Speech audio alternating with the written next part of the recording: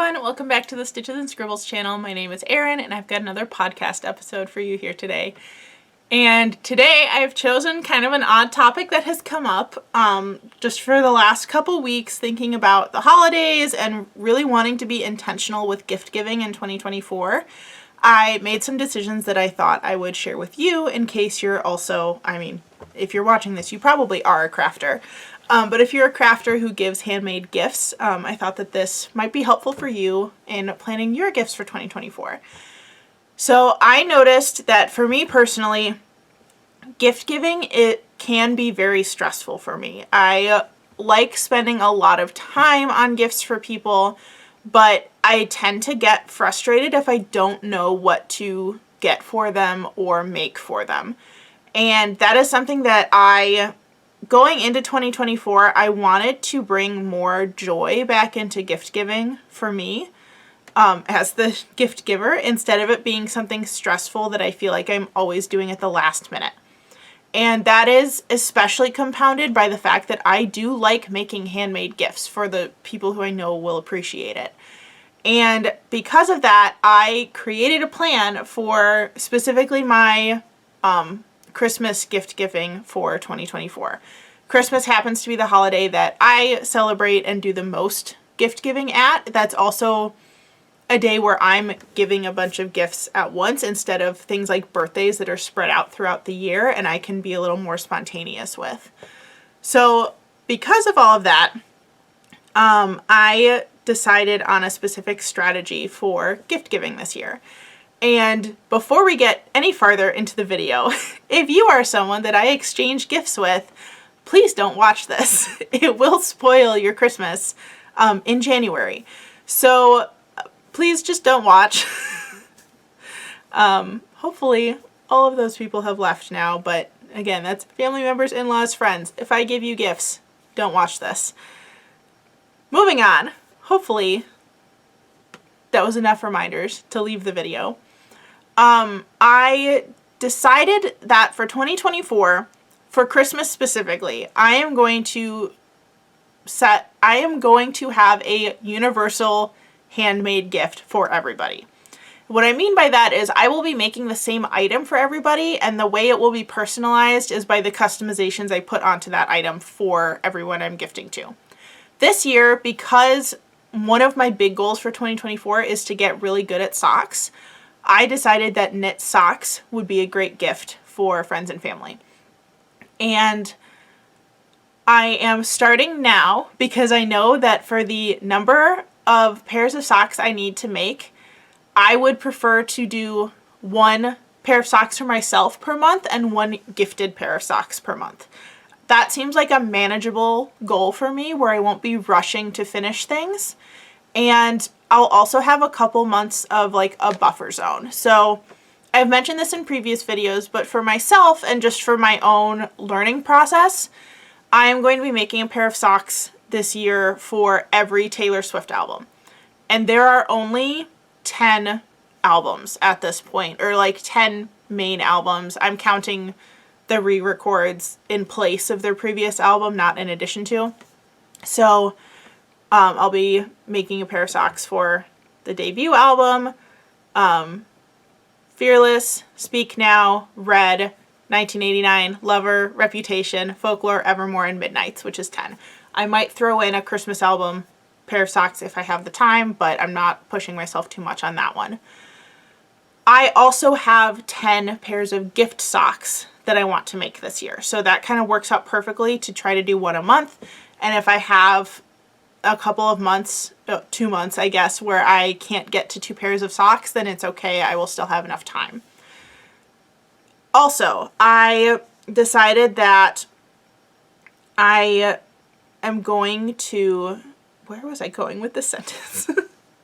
For my, here's where it was. My Taylor Swift socks, my rule is that I have to try one new method for sock knitting with each one, whether it's adding a textured stitch or using a different heel and toe style or working toe up instead of cuff down or something to like make it a new skill that I'm adding in. I'm not putting that same rule on myself for socks that I'm going to gift. Like vanilla socks are totally fine.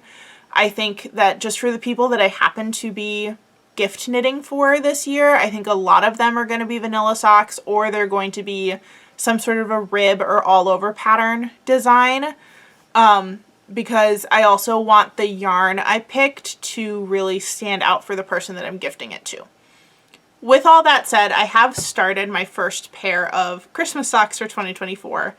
And these are actually going to be for my mom. And as I kind of get further in this process, because you'll see these in my regular podcasts, I'm not always going to say who it's for, because some of the people who watch my videos here are going to watch them even if I say not to. So there might be some where I don't say who it's for specifically, just to like preserve the mystery of gift giving a little bit in case people do watch. But my mom is actually already aware of the fact that I am doing socks as Christmas gifts this year. In fact, she helped me pick some of the yarns, including her own.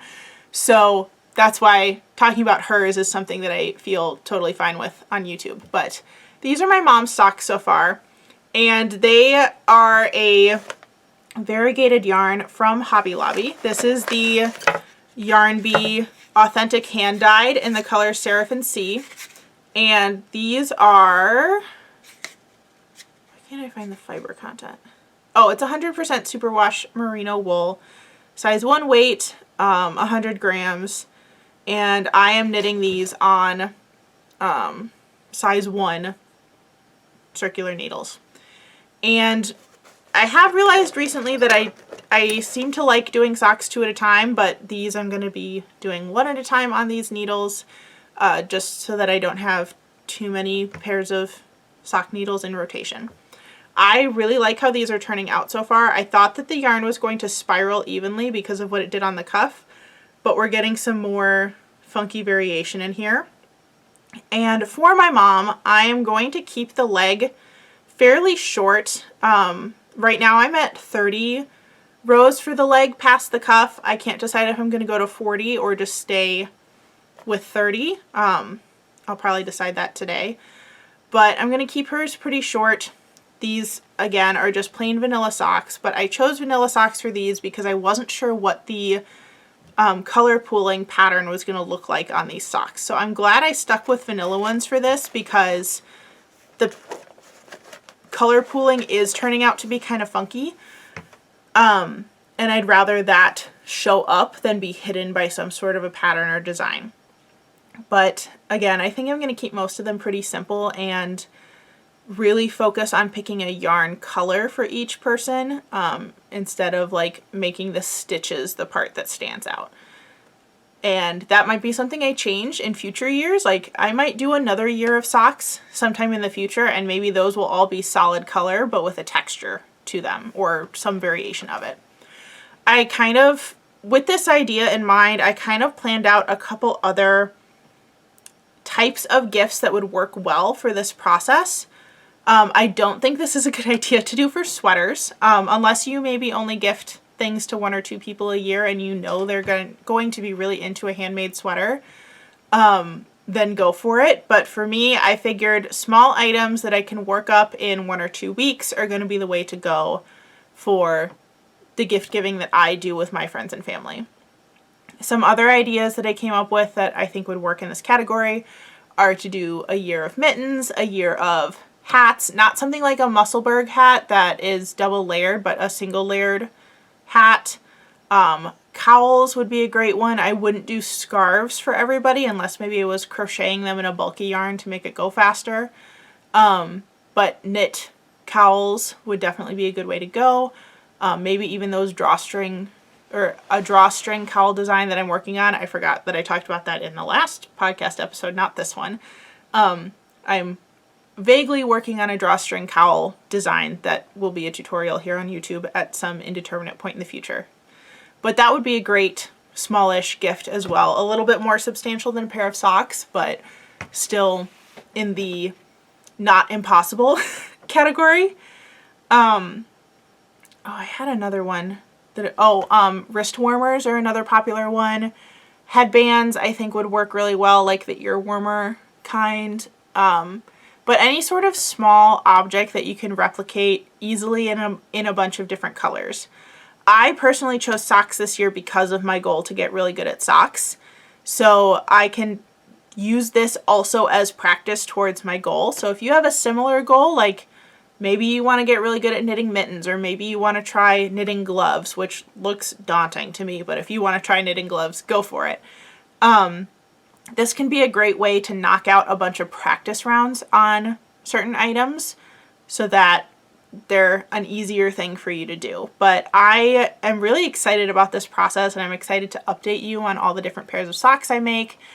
I am already like planning TikToks around the sheer number of socks I'm going to be making this year, because if I achieve my goal of one for every Taylor Swift album and one for every person on my list, that'll be 20 pairs of socks this year just with those two things. And because I know myself and I know that I occasionally just start things because I feel like it, I feel like there might be more in there. I don't think I would exceed like 24 pairs of socks, like 2 pairs per month, but 24 pairs of socks is a lot of socks. So that is probably the majority of the projects you're going to see from me over this year.